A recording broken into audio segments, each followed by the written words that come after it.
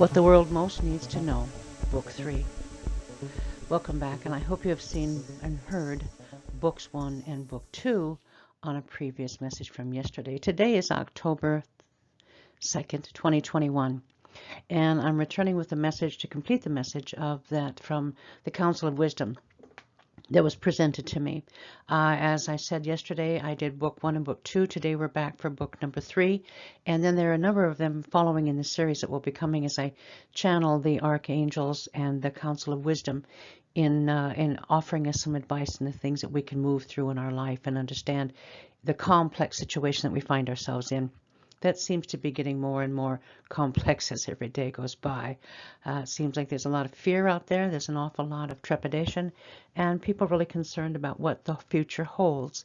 So the Council of Wisdom, as I said in the previous video, if you didn't see it, had presented me with an option of maybe working for them like in a one-year project and putting together all of these different messages that they have that they want to convey for us, thinking and knowing that it will help us to understand our world. And so I have agreed to do that, as I said in the tape from yesterday.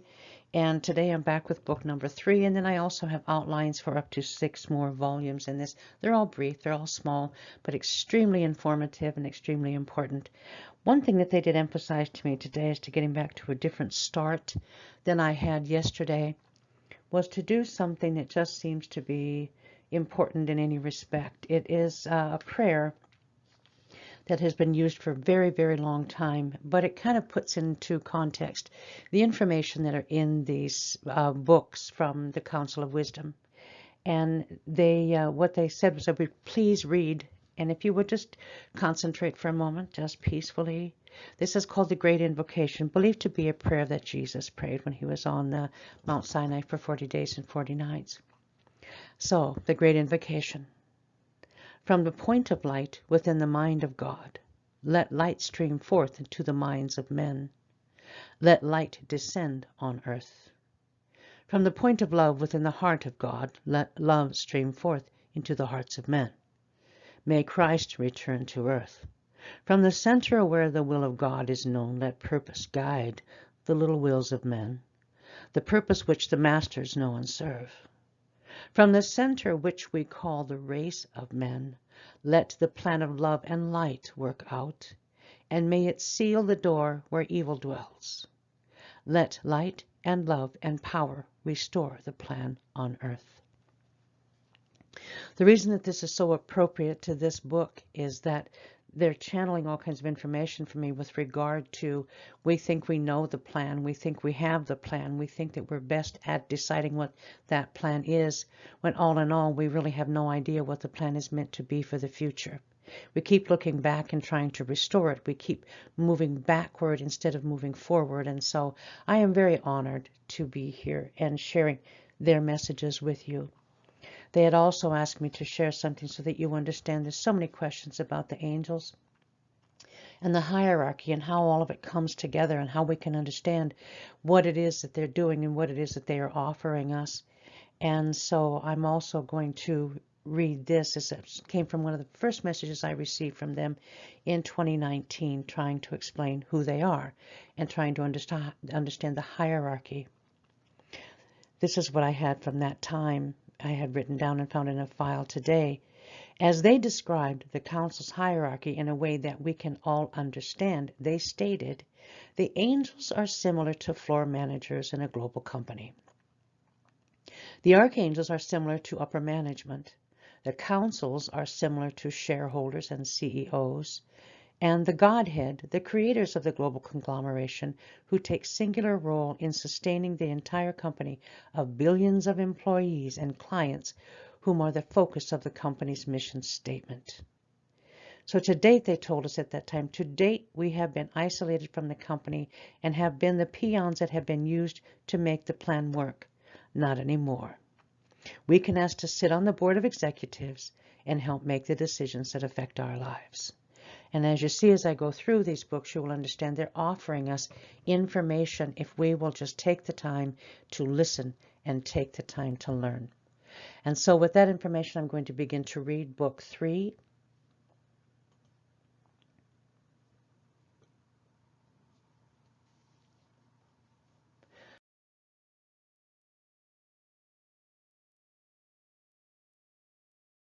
Words of wisdom from the Council of Wisdom. And they begin. We, the Council of Wisdom, have come to share what you know you are ready to hear. Shifts in perception are as frequent as the shifts in the universal energy of change, and yet the pace still seems painfully slow and arduous. The way in which change takes place is by filtering of light rays that come into the planet from the universal cosmic energy of power and flow. All in the universe is always in flux and change, as it has movement which is perpetual. Therefore, it must result in change. It is not tepid or hot, but it is perpetual energetic patterns altering the space it inhabits and thus all outside itself. And the domino theory is applicable to the momentum in totality. Thus, if all the universe is moving and creating change, then all within the universe, including every atom and carbon particle, is reacting in kind. You may feel the frustration sometimes of the altering of the cosmic fields, but it is more likely that you feel the change in the color rays that are emanating into your ether and dimensions in your body. The further away you are from the initial trigger point, the less effect will be on you and your environment. Compare the reverberations to a small earthquake and a large one. The larger one will reach further with more powerful tremors than will the small quake. The tremors lose strength the further they travel until they stop. Yet change has resulted to everything in the path of tremors, including creating more quakes. Also, permanent change can never return to its original form. It is similar to mixing two colors of paint and stirring them together. One can never return the paint to its original color. Even if the new color is not pleasing, it is as it stands. Contrarily, the artist can add more color until the paint is beautiful and lustrous. So more change is not always bad to top previous change, and again, change is constant. So how one blends the color of the rays will determine the outcome in every respective animal, vegetable, mineral, and frequency. Color is the creative process behind the changes on each planet. Angel and even the Godhead has a specific color or frequency.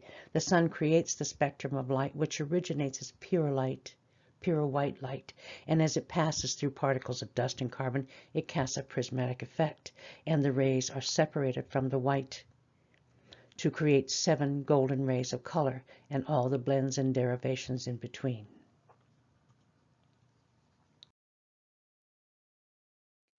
Each ray has attached to it a specific function and power. Green, for instance, is healing. Violet is cleansing, forgiving, and empowering. Green is the color of the Archangel Raphael, and violet of Archangel Zadkiel. Both of these powerful rays of light use these powerful rays of light to purify and heal and to bring light into a darkened space. As everything is energy, then the changes are often swift and at the other times barely noticeable. The more one is receptive to the colors, the more they will feel the shifts. Frequency is just recently being understood by your scientists. They think they understand now that they can measure hertz, and yet they do not perceive the manner in which the energy moves in concordance with the universe. As above, so below, because the tiny universe is as affected by the flux that is similar to the effect in each family. Everyone in a family shares all the results by dwelling together in a small space, the good and the bad. Science is now, however, studying consciousness, which by its very nature must include the study of universal consciousness, because one cannot be isolated one from the other. Study one form of consciousness, human consciousness, and you will certainly encounter the universe within it. We wish to enlighten the scientist or theorist if they would only inquire. We wish to answer the burning questions humans have. All this requires is an open mind and a bit of faith. We will find a way to bring answers to you who seek more understanding and wisdom. In the present, a plan is in place wherein the state of the world will and must be altered to a much higher frequency, and that will be done by energy workers such as third-dimensional healers, the archangels, and all etheric beings assigned to the task of helping people understand how the universe functions energetically and how to use free energy to solve many global problems. What is required is one of many applicants to listen long enough to wise counsel from beyond the limits of time and space, and to hear the plans step by step, then implement them. There are so many ways in which people can learn of the plan and then implement it, but initially one must be aware of the need to not be fooled into thinking that it is too hard to address the issues at hand. Resistance is the key. Resistance to lies. Resist the half-truths, the propaganda of the elite, the governing bodies. I'm going to go back. Resistance is the key. Resist the lies, the half-truths, the propaganda of the elite, the governing bodies who rule you, and resist the darkness wherever anything resembles threat or manipulation of your mind. Resist the magic answers that make no sense in the light of the complexity of the issues you face. Just spending more money will not secure the future. Only light can secure the future from slipping into another dark age. Resist ignorance and greed, for the greedy love the ignorant who support them. Ignorance is not bliss. It is a state of mental collapse, and solitude produces a stagnation of the mind, as there is too little stimulation in solitude. The powers that be are encouraging people to remain isolated one from another, so the amount of stimulation from them and the political adverts they have will have their full attention. In such, one becomes dull and easily hypnotized. Hypnosis is capable of control and blindness to the pervasive threats that are being hurled your way. Resist your loss of liberty at all costs, because once it is gone or willingly conceded, you will never regain it. That is certain death. Resist your own desire to be a consumer of information. Information is riddled with so much deceit that it is not possible to sort the little lies from the blatant mistruths that do nothing but cloud your mind. Whispers are again the focus of the light. In the whispers the truth is heard. It is in the shouts of the loudest voices that lies are perceived as truth, finally exposed. Much like the mystery of Area 51 and the ET conspiracy and cover-up. When it was revealed, it contained nothing that was not already known, but it had more power when it was hidden. It was the nation's secret. It was hidden, and that was most important, powerful information, or why else does it have to be hidden? You see, because the truth is so hard to find, it is manipulated, and things then hidden must therefore be of profound truth. Instead, it is meaningless and hidden in mystery to be perceived important, like that of supreme importance, which only merely mimics the true mysteries that held value. Similarity does not prove truth, but can indicate fraudulent information. Whispers indicate something is too important to be spoken out loud. If what is meant to be known is kept secret, then it is being hoarded by those who know it because they love power. Power is corruptive in the purest soul because it grants pleasure, which is addictive. Those who feel powerless will lie to obtain power. Those who feel powerless will cower in the face of pure power. The pure of heart, on the other hand, do not need power to be powerful. It is merely their state of being, and in the silence they possess, they are ultimate power. And they know they cannot lose it by sharing the power they possess, for true power is limitless and cannot be expended in the sharing of it. The reverse is true, and too true for some to understand. Religion is power. Politics is power. Economics is power. Knowledge is a supreme source of power because it can disable and disperse the power of the other's powers. Wisdom is supreme over all, for it is in its ability to raise truth to a higher standard and to a new page in history. The page of wisdom has yet to be written on the hearts of men. Thus they seek power in false gods who really ultimately have no power at all. And they have known it all along and greatly fear being found out. So they are taking away any power once given to those who possess any degree of choice, freedom, thought, and action. Power is for those who seek it as a means of making a difference in the totality of mankind and his corrupt approach to creativity. Oh, creative he is, but his purview is so limited, it cannot include empowering everyone. Giving away power, they cry. What? Why? Then what shall become of me? And they freeze. Shock of the need to be part of something outside of the self is enough to shut down the energetic plane of the narcissist. So be it then. Let the gracious and upright shut them down until their power is no longer evident and their faces say, I was mistaken. I hope it is not too late. But alas, it probably is.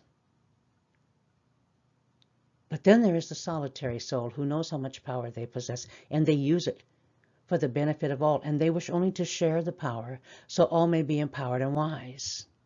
Of the two who possess power, do you think the wisest of all time would offer more power to?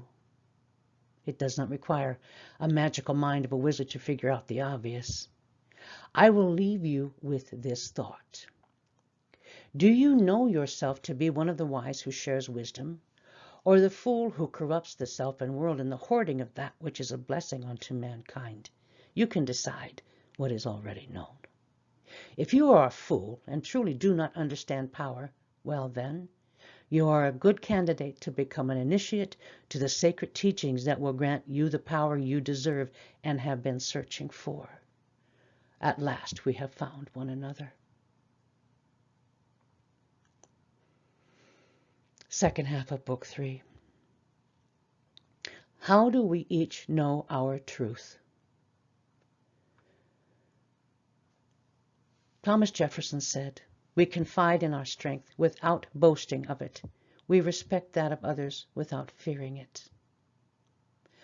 The world, to quote the Council of Wisdom, the world is not constructed truth in a cookie cutter, one for all application. If that were true, then man would be nothing more than a drone bee that has no individuality and thus no power of creativity. Just imagine how grim the prospect of robotic actions could be, and then you will see religion's cardboard cutouts and mindless staring into the mind of a tribal community bent on isolating itself from inspection. The introspection feared is the comparison of cumulative data about how different one theory is from another. If insufficient selective data exists, then it is concluded that all religions are not the same, and thus the need for loyalty to one over the other is nullified. The mystery of selectivity and righteousness is thus made transparent as a manner in which to seduce the naive into believing there is only one way.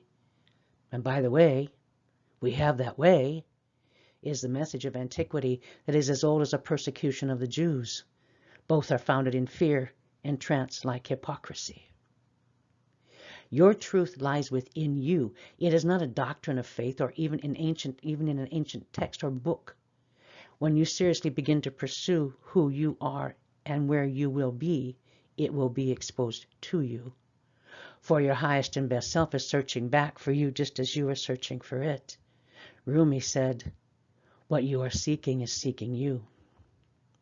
And as the law of cause and effect is a profound and universal construct you must inevitably meet. Keep looking, dear one, keep looking until your desire is met with reality, and then your life will become the picture your spirit has been painting all along. You will thus enter the phase of life that releases you from the imminent death to self in an earthly plane. Your next phase is to seek the power that will take you toward your goal in realizing how wondrous and powerful you truly are.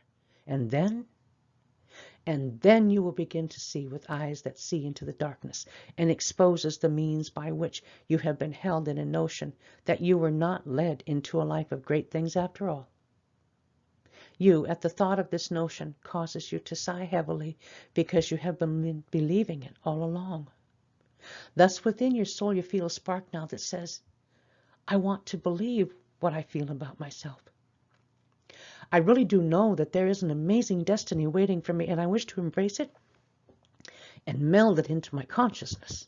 Then and only then will I find the truth of who I can be and am meant to become.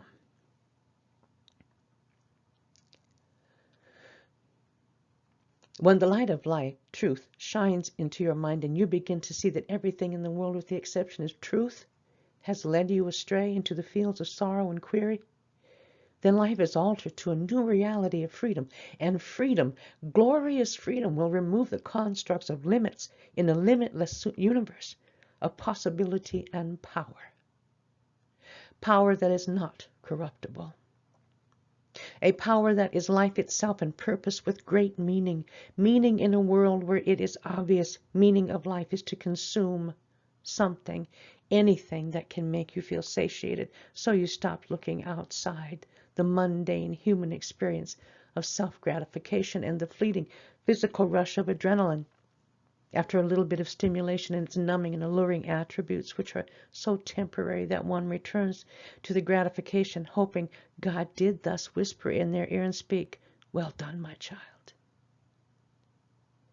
It is so commonplace because the spirit of man is so deprived of its spiritual truth that it will find comfort in the most mundane things that provide a bit of a rush.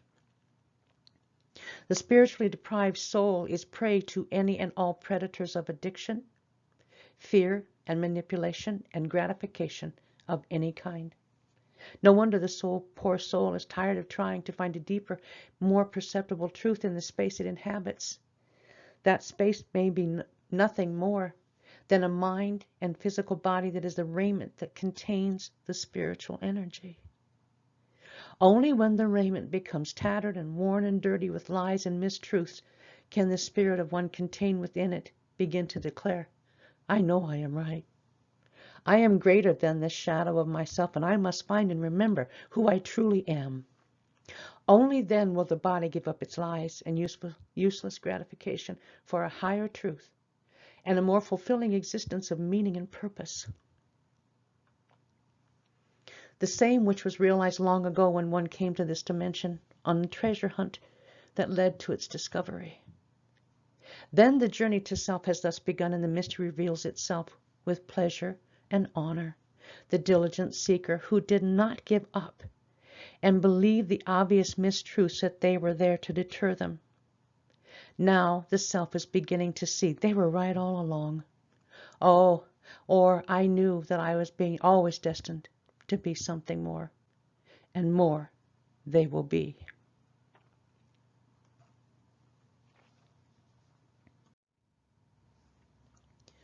Life moves in cycles of truth and discernment of truth because truth is little understood, yet clearly exaggerated for the rule of not allowing it to be revealed. Again, the secrets are only for those special enough to appreciate them, they say, and this system provides an avenue for both light and dark to protect itself from premature exposure. Thus, both precepts are whispered in the sacred spots that few ever see, and even fewer ever visit. We share this concept as so obvious it is often ignored, and so plausible it is silly not to employ its methodology because it works. We speak to you of fear as a method of reprisal and control. If one does not know the truth, that one is either content in its ignorance or afraid in its institution that something is amiss. Both states are reasonable in reality in the context of a complex system of so much information. It is hard to discern truth. It is intentional. This action and not at all accidental in any way. It too has purpose like every man, woman, and child. It too serves a purpose that makes a man mad in pursuit of it, the exposure of its value and the exploitation of its power. The amazing thing about truth is that it has so many facets in so many fields that it is hard to pin down, and yet the freedom it affords the possessor of it is like gold to the impoverished. It can bring great wealth and power when it is fully appreciated and understood for its availability. You see, truth is not hidden from view, but it is reserved for those who understand its value, and none who have not suffered imprisonment in lies will ever see and appreciate its worth and its value to human prosperity and enduring perpetuity. In this elusiveness, the seeker earns the right, by experience of being without truth, to fully appreciate the value of freedom. Therefore, should you ever feel or intuit that your liberty is threatened, fight to secure it before it is lost, and fight hard. Freedom carries with it source of choice, decision, discussion, deliberation, disputation, and formulation of an even higher form of freedom that is not limited to a few. The enjoyment of freedom in its pure state will lead the free to secure the same for those not free. Why? Because it is the pure nature of freedom. Otherwise, it is only hypocrisy and diluted by its own limitations. First, find physical freedom, for in that state it is apportioned availability of time to contemplate freedom of thought. Thinking is a defined relic of those who care to engage in such, and yet those who are too few to impact the manner in which people should be engaged in deep thought. Freedom of thought, once relinquished, will be the last straw, the final act of releasing the power and authority to rule this planet as the home of the intellectual. The thinker will become the mindless herd, gazing in the field and oblivious to the wolves that are stealthily approaching from behind and both sides. One may wonder what one should fear if the loss of freedom is too far gone to secure. One may wonder, should not one fear if freedom is gone? For the next step of the fear field is to seek the prison guard to save them, but then it is much too late. The days of the prisoner are thus numbered, and no one will notice when they are gone. So listen to your gut when you feel something is not right, and also when something is blatantly wrong, and take a stand on the point that made you notice its limited and unjust principle. Take a stand and point out that you disagree, for in that you are numbed. Your numbed mind will activate and begin firing to bring forth your explanation of why you disagree. You will find freedom of thought only as you exercise it. Thought cannot be taken from you, but it can be hindered and minimized to that of little importance, as long as another is doing your thinking for you. Do you see how many facets of freedom and truth can be considered? Does it make you want to think more? It should and it must, for your thoughts define who you are and your unique truth in all its wonder and beauty. Be you, but be the best you possible. And that is the end of Book 3.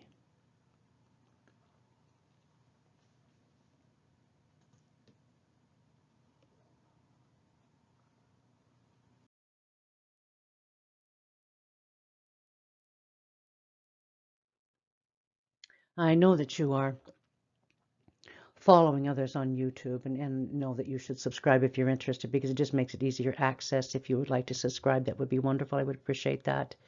Know that this channel is called In Spirit Speaks, because it is the Spirit speaking through. I have a page on Patreon where I'm going to be adding some other things that will not be available on YouTube.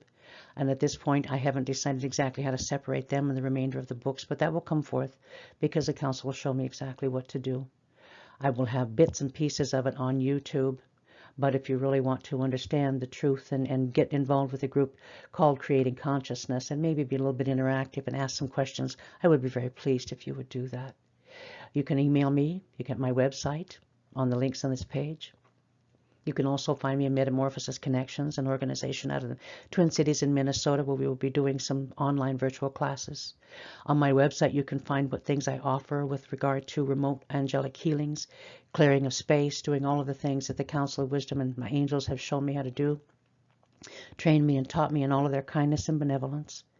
And if you wanted to know more about anything that I do, please do not hesitate to contact me. I would love to hear from you. And if you wanted to comment on this page, I would be very grateful. Remember, this is the Council of Wisdom with Lana Thomas. And again, be blessed, be kind, and share love.